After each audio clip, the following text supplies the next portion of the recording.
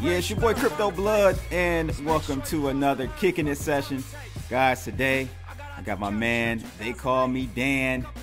I found him on Steemit, and interestingly enough, I wasn't even intrigued to have him on, on the whole crypto tip. It was more so I saw a video he did, and he was just kind of going on about his life, different difficulties he's had, and him moving out of the country, weight loss, and just self-improvement. And I was just like, wow, this is dope, man. I want to have this guy on. He's pretty known in the crypto scene, especially on like DTube and on Steemit. So Dan, what's going on, bro? Thanks for coming on and kicking the session with me. Glad to be here. Thanks for having me. Yeah, man. So just kind of kick it off. Tell me a little bit about yourself. What got you into cryptos? How did you even lead up to that point? And we can just kind of start from there, and we'll kind of go through everything. All right, cool. Yeah, I was a poker player, professional poker player for about 8 years, leading up to getting into publicly making content.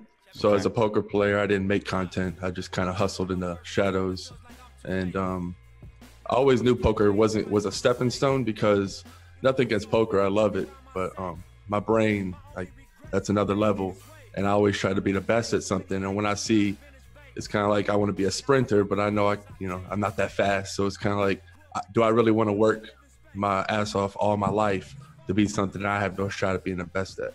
Right. So, and that's important. That's important, man, because a lot of people, you hear people say, go follow your passion, do what you're passionate about.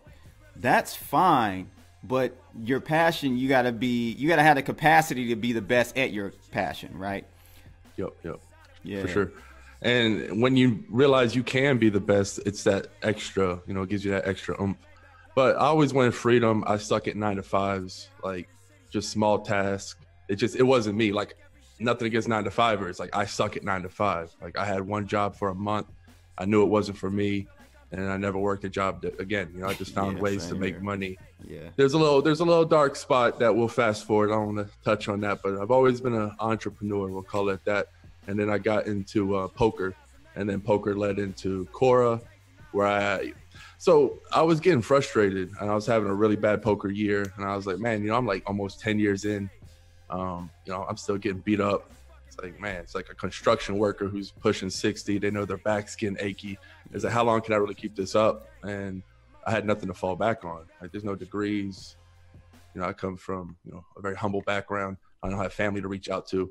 So I was really thinking, like, homeless or not homeless at that point. I was like, what am I going to do? And I jokingly talking to my sister, I was like, well, I've never seen a homeless person who was just buff, like a ripped homeless person. I've never seen it. Like, I just haven't. So I was like 300 pounds. I was depressed. I had this whole Costa Rica story where I had to, I moved there, tried to better my life. I bought a house, got screwed over, lost my life savings, had to give away my dogs, like just rock bottom. And then I moved to Mexico with a friend who really, brought me in. I knew some computer, like, I suck at making websites, but I didn't have any money. You say you have $600, you build me a website. I know how to make websites now. Right, so right. I made it work. And then my poker just started. I had a big sick upswing, and now I just had this nice come up. And then, as the years progressed, that was about 5-6 years ago. As the years progressed, the bankroll started getting slimmer. Poker was getting harder. And then that's when I just started that's when I thought the homeless thing, whatever, I got ripped. And I didn't document it in real time, but I went back and told my story on Quora, because I was just kind of throwing shit against the wall at this point. Right. Like, I wrote a book, and like, as you could probably tell, I'm still learning English. Like, I live in Mexico. No, I don't learn Spanish. Like, I didn't learn Spanish. It's very hard to do that. I have respect for people that do that, but that doesn't matter. It's like, you just got to kind of put yourself out there. And that's what I felt. I just kept swinging. I was like, something's going to hit. And that just kind of segued into crypto after that, after I put myself in the public eye, more of just being open to anything. And that's the thing, man. I feel a genuineness about you, and when you do your videos, what do you call them? Like chill and curate, I think. No, yeah, I try to do like a weekly chill and curate. Yeah. So it's just a genuineness about, your content and what you do. I've got his site on the screen right now, guys. it's kind of messed up right now. I think my software doesn't like the new way that Steemit is laying out the site, but check it out. I'll leave a link in the description below. But he's got pretty good content, man, and he's also on DTube. Tell us about DTube. Why you quit YouTube? That was very commendable. I've been in crypto for 6 years now, and that's a big step, man. Tell us a little bit about your DTube experience and why you quit YouTube. So I had been trying to get on DTube for a while, and I couldn't get it to work. Yeah, I couldn't. But really, I had woke up, and I'm not a fan of Alex Jones. Like, I'm not saying he's right or wrong. That's a whole rabbit hole. That's a whole different story. But the man should be able to speak. Absolutely. All these platforms just took him out. Mm-hmm. So when I make a video, I'll wake up, I'll have like an hour brainstorming session, and I'll just put notes down. And my notes might be Venezuela, and I'll just talk about Venezuela for 10 minutes. Like, that's my notes. And I woke up that morning, I read that news, I put at the top of my notes, quit YouTube. And I made the decision that morning. And I'm not saying that's good or bad. Like, I'm real rash that way, just how it is. Because I don't do things for money. I don't do things to try to get followers, because I believe that doesn't get you either. You got to like get good at something, and then they just kind of come. If they don't, just keep getting better. That's how I felt. So when I quit YouTube, it was more of just, I don't know, just like I quit making personal content there. I plan to do debates and things, because there's a lot of people out there that say some loud things that I think should be debated. I'm not going to name any names, and I'm not going to be like, hey, you got to come on DTube to debate me. So I'm going to poke my head back on YouTube when I'm making that kind of content. But when I'm just, I'm just going to try to keep it decentralized. And I found DTube, and the first moment I could upload, I was like, holy shit, it's working. So it's like, I was like, right, this is my new home. Peace. YouTube. And then before DTube, though, you found your way onto Steemit, though, correct? Yeah. Yes. I was on Steemit since May 2017. Okay. Yeah. So what intrigued you about Steemit and that business model, that whole ecosystem? I personally think it's the future. I don't know if Steemit is actually the one, but they're definitely trailblazing. Tell me a little bit about Steemit. What are your pros and cons about Steemit and all your experience with that? Okay. When I first got into Steemit, it was one of the very first platforms I found on crypto. I got into Bitcoin, then I found Golos because I thought it was undervalued Russian Steemit, whatever. And I got on Steemit, and I'm gonna be real with you. I'm a businessman, and when Steemit went, to $2, $3, $4, I was like, man, I can't get the sway I want in this company. So I never really got big into it, because I only have so much time. So if I invest a lot in EOS, that's where I'm at. If I invest a lot in whatever coin I'm in, that's what I'm going to be promoting the most. So, just keeping it real, I always liked Steemit. I just never really had a price. And then when it dipped to around $1, it dipped to around 50 cents. I was like, all right, bet, I'm going to make a move. Mm-hmm. And then that, this is just the enthusiasm you're seeing was always there. It's just, I'm not enthusiastic about projects that aren't going to bring me not just monetary value, but also where I feel like I can make a difference. Yeah. And getting back into Steem, technically why I like it, it's just a decentralized database. Like, I love EOS. It's my largest holding. I always tell people that. Yeah, same here. But Steem, it's a different animal. EOS is, it's kind of like a world computer, decentralized computing. And then all Steemit's aiming to be is like a decentralized database where you can store your text data, and it's immutable, censorship resistant. And that's sexy to me in a world that's just censored everywhere. Everything's so sterilized. I mean, it's almost like adults are having timeout. Like, oh, I've been banned from Twitter for 30 days for saying somebody was stupid. And it's like, that's serious though, because it's not like you're sending them timeout. It's kind of like if they ran a business, you just took money out of their pocket. You silenced their voice on one of the biggest platforms, and they're only getting bigger, right? It's not like there's going to be a shift. It's not like, oh, they're going to kind of stagnate. It's either going to be monopolized by centralized entities, or it's going to go the other way, and decentralization is going to start to kick in, and people are going to start to see, oh, that's a better way. But what is going to make the common person, the everyday person, want to switch from a Twitter or YouTube, Facebook, more so like Facebook and Twitter? What's going to make the everyday person want to do that? Like, do we have to have a monetary incentive like a Steemit, right, where it gives them some monetary incentive to move to another platform? And is that going to be probably the only way that we'll see mass adoption of these decentralized applications? So definitely it's going to be monetary value. I think it's going to be both, either through inflation rewards, but also what's going to happen, and you saw it with the Brave browser. So competition's fierce, right? Let's just say I was selling something and the price was 15, but I knew everyone around me got it for 10 and I got it for 10. Well, I'm a nobody. I don't have any customers. So I'm going to sell it for 10. Well, who can compete with me? I might even sell it for 9, right? And start, so that's what's happening with advertisements. Like Brave browser's like, all right, well, I'm gonna start paying you to watch ads. And Google's like, well, hold up.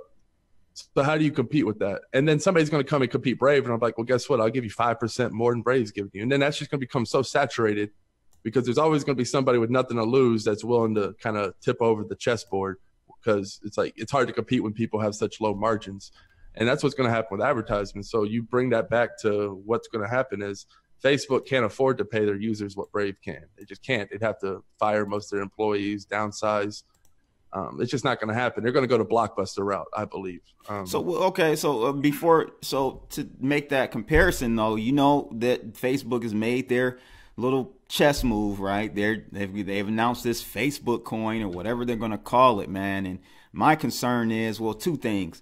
I think that it's a double-edged sword. I think, one, it's actually kind of good, because now the masses will get comfortable with what so-called a cryptocurrency. They'll start to understand how digital assets work, play around with that, and then hopefully that will allow them to say, oh, okay, well, I think I've heard of Bitcoin. I think I've heard of Steem.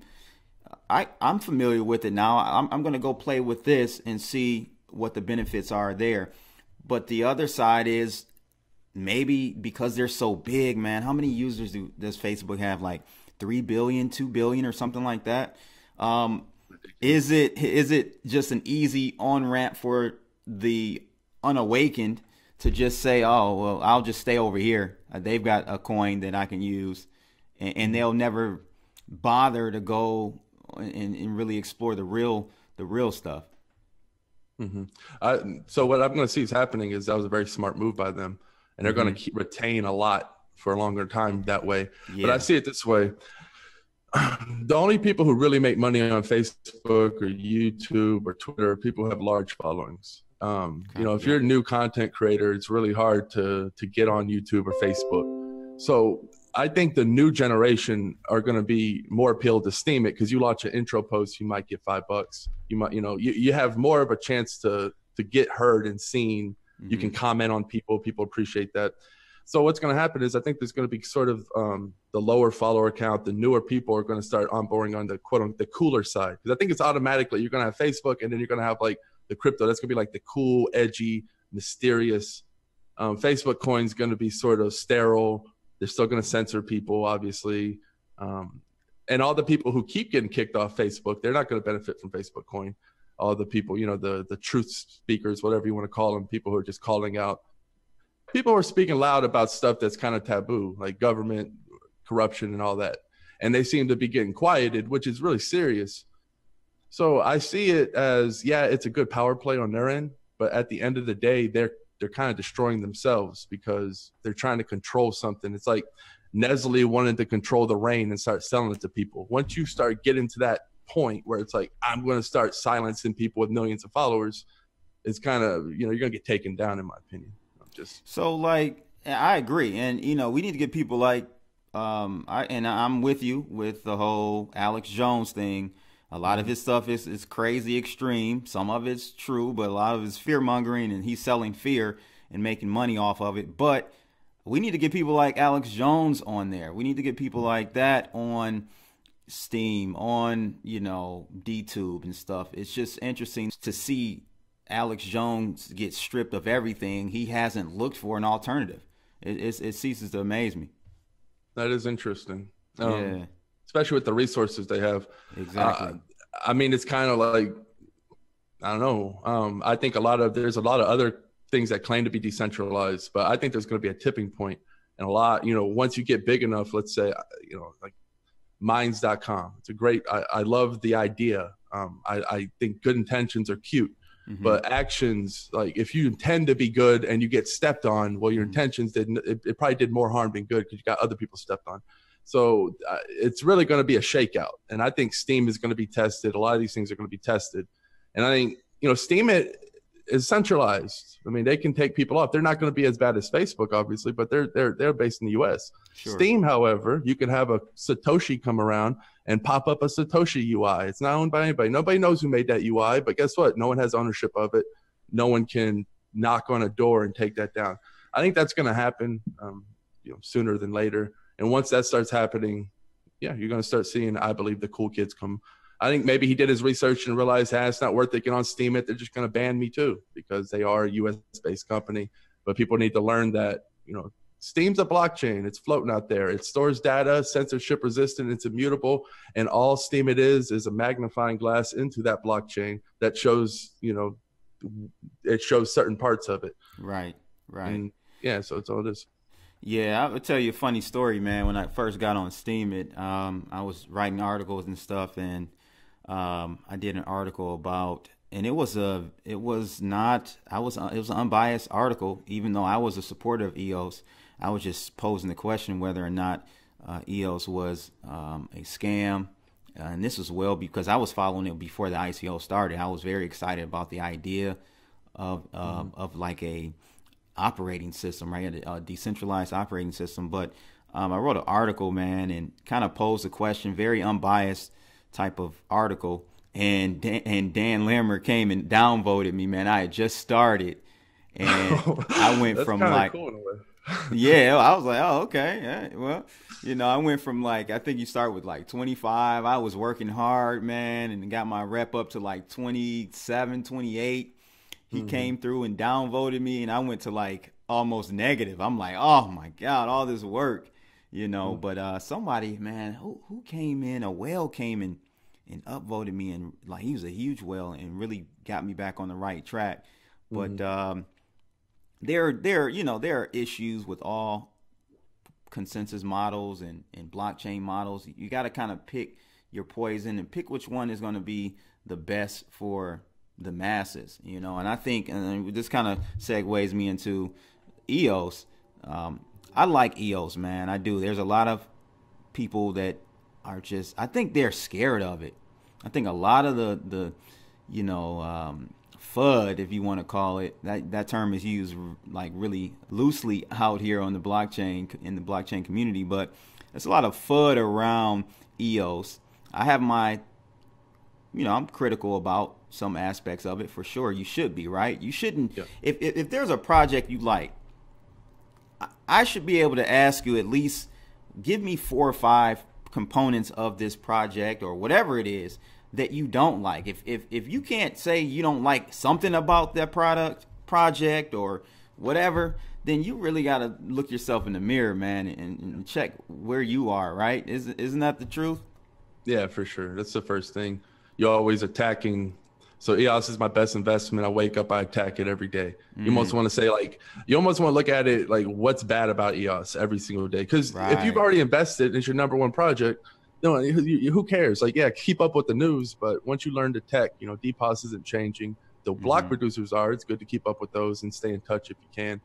But yeah, man, poke holes in it because, and there's a lot of things wrong with Steem. There's a lot of things wrong with EOS. A lot of things wrong with crypto. A lot of things wrong with the fiat system. Right? There's a lot of things wrong with everything. It's just what outweighs the bad and what can overcome what is how I look at it. And so for the audience, most of the people that's listening, I will be posting this on my podcast as well. Explain to the listeners and viewers what DPOS is and how it's actually, in my opinion, less. I'm not going to speak for you, but is it less centralized than what we have today with a lot of your well-known consensus algorithms like proof of work and proof of stake? So the reason I love DPOS, first of all, is I think gaming social media is what's going to bring blockchain to the forefront. And when I say blockchain, basically just sovereignty of data, like data ownership. And blockchain is really the best way that I know of to do that. So Bitcoin, people want to say it's centralized, decentralized. You can't, it's hard. Like Bitcoin's capitalistic. It's a capitalism system. He who has the most mining rules. So, and I'm a fan of capitalism. There's nothing wrong with that. I'm not saying, and that might be a good way to have money, right? Because if you have that much skin in the game, whatever. I'm not going to debate if Bitcoin's centralized. That go on forever. But getting back to DPOS, the reason I like DPOS is because it's almost like you have 21 CEOs. So let's talk about EOS, right? You have 21 block producers. Right. Those are almost like CEOs, meaning they have responsibility. People can come knocking out their door and say, hey, hurry up, like do something cool, or I'm going to vote for somebody else. That's really cool if you're talking about gaming. So I'll segue into Steam a little bit here. Okay. Steam Monsters. There's a witness called Aggro, and he made an application called Steam Monsters. Right. And he made it through the inflation that he got as being a witness. And I think that's pretty cool. You really don't have miners in Bitcoin doing that. And you really don't have proof of stake. No one's incentivized to do that. Proof of stake, no one's voted in. Mm-hmm. So with DPOS, you have these people who have responsibility. I think that's very sexy and very attractive when you're going into, a hype blockchain with cool features. It almost builds in an incentive worker system, right? Because people are always going to be working on a chain because they're being voted in. They hold a responsibility. So you have Bitcoin is anyone can pick up be a miner. That's cool. And then proof of stake is if you hold stake, you risk it in order to validate, right? You're validating. You don't have to be voted in. Anyone can do this, and that's fine. That's a cool way to do it. And then you have DPOS where people are elected by stakeholders.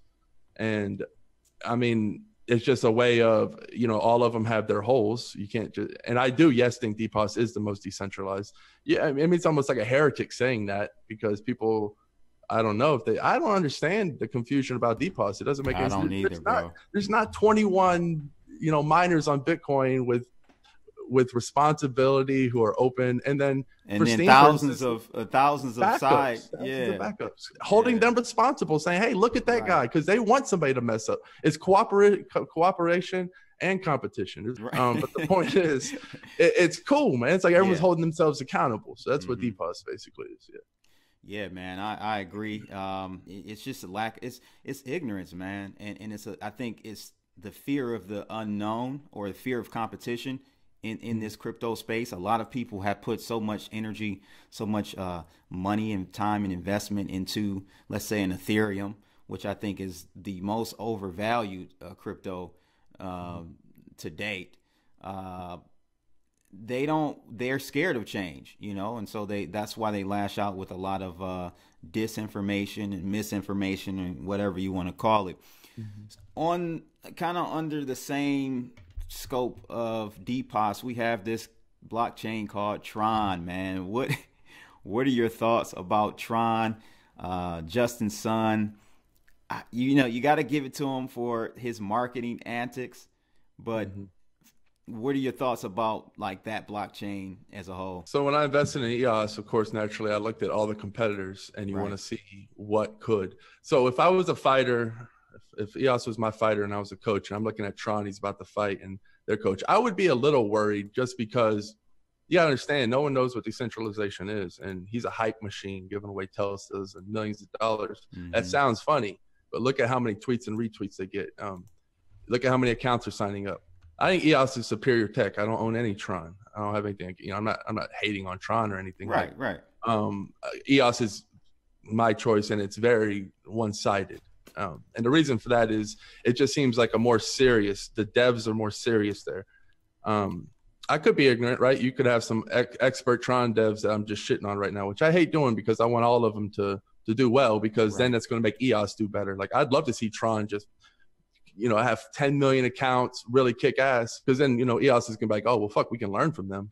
Or catch up. It's going to push. So yeah, I'm probably ignorant to the fact as well. I don't know. Like you said, I'm not in the TRON community like that. For me, what intrigued me was that being on ground, like EOS Detroit, kicking in with cats like my man Steve Floyd that used to be with EOS Tribe. Just seeing being on ground and seeing the communities and the different BPs, man.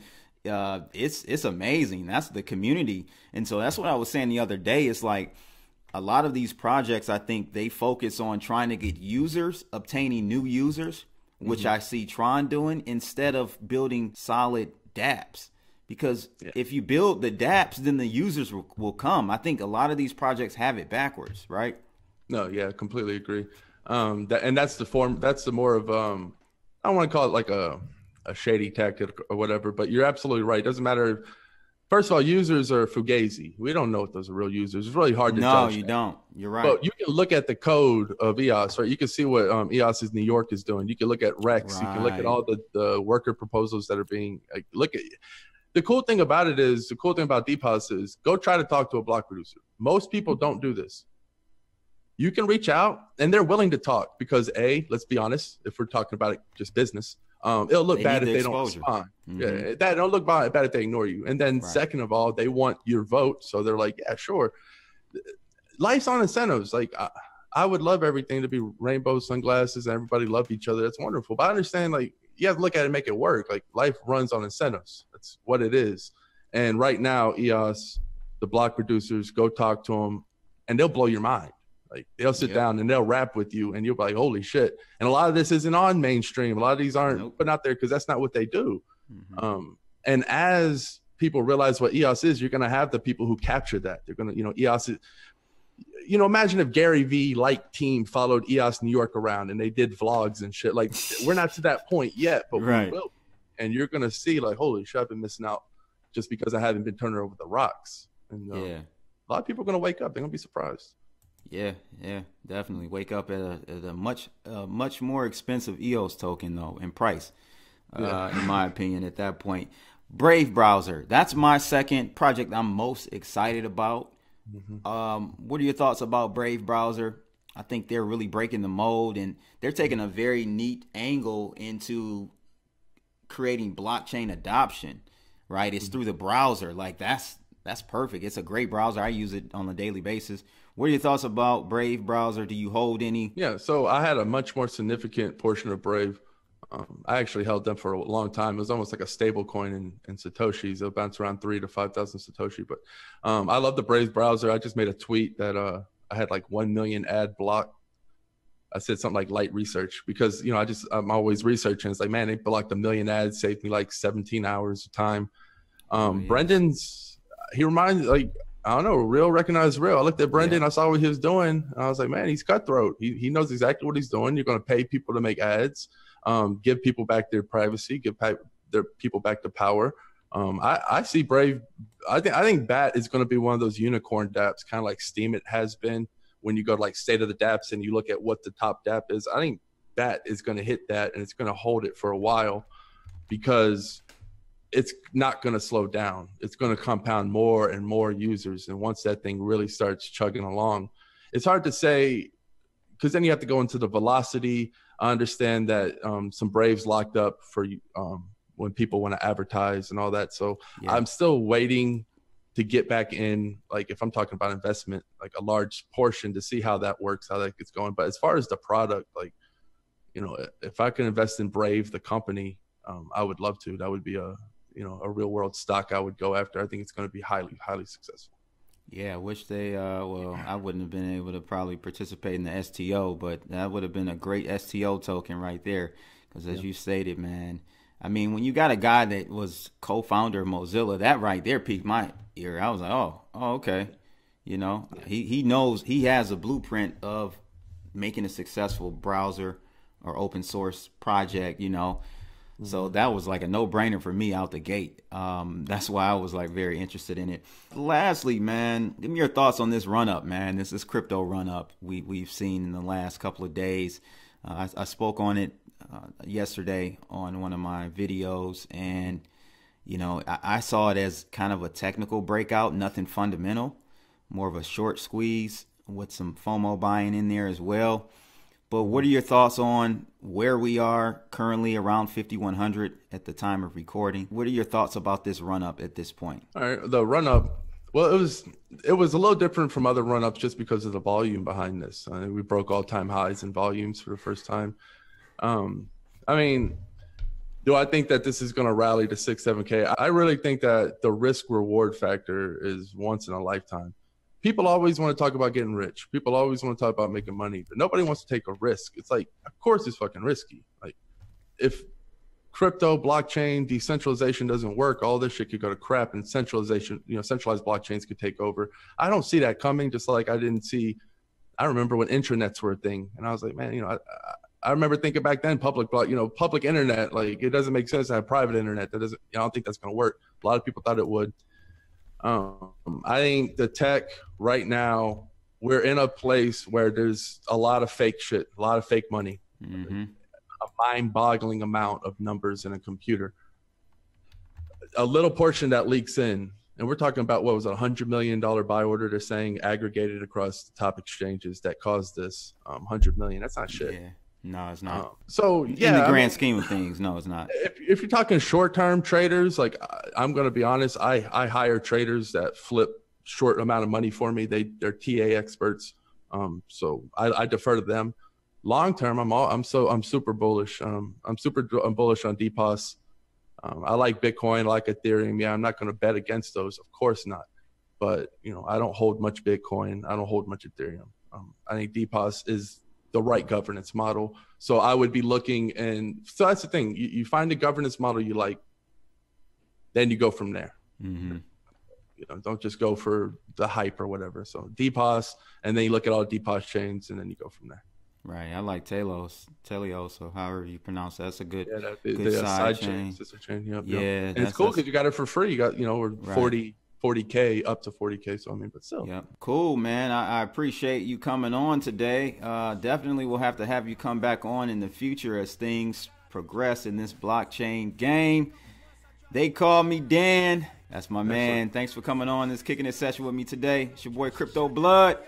And I'm out of here, people. Ha! Trying to find my way through this fucking maze. Every concert, 100 niggas on